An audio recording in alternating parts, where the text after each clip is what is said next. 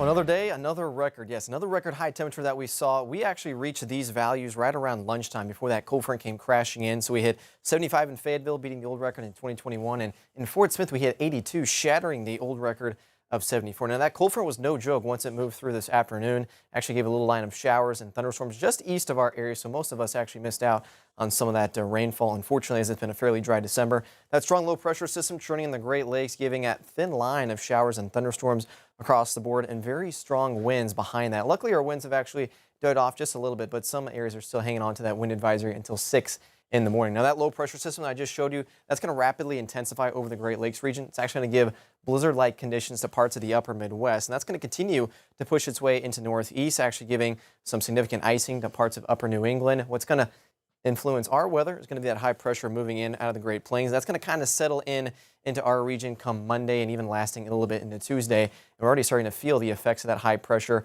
and some of that cold air sinking in. If we look at our wind chills right now, feels like 11 in Fayetteville, 12 in Bentonville, which is just nuts considering what we started this morning out at. And still feeling like those lower 20s here in the River Valley from 21 in Ozark. Feels like a whopping 35 in Clarksville. How about that? That's a little balmy out there compared to everywhere else that they're seeing. Tonight's low temperatures, though, they're going to be pretty cold. We're going to be seeing upper teens in northwest Arkansas, temperatures in those middle 20s there in the River Valley. And then when you factor in the wind chill tomorrow morning, it's going to feel like a slap in the face. We just haven't been used to this cold in quite some time because we've been spoiled with all that warm weather out there. So it feels like temperatures into those single digits for northwest Arkansas and then into the lower teens for the River Valley. So very cold air to start the week out. I kind of feel bad for the people that have to head back into work there on your Monday morning, maybe after enjoying a long extended vacation break.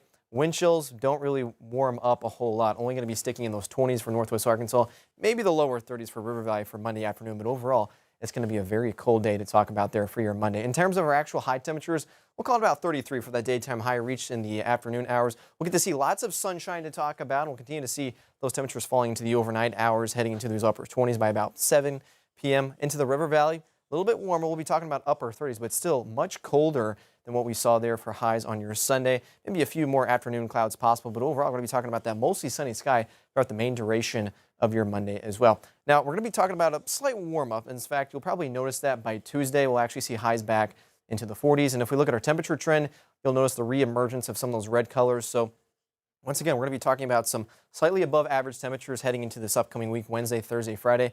Now, when I say above average, we're not going to be talking 70s or 80s like what we saw these last few days. We're going to be talking about highs probably in the 50s, maybe close to 60 once you kind of get to this upcoming week. And you'll probably see that here in that 10-day forecast. Unfortunately, rain's going to be kind of hard to come by here the next several days.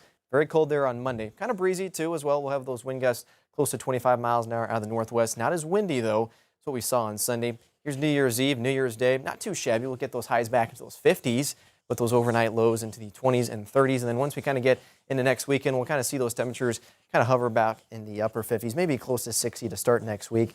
And for the River Valley, we'll see highs only make it into the upper 30s for Monday. Definitely bundle up and make sure you know where your winter coat is, considering you probably put it away the last several days.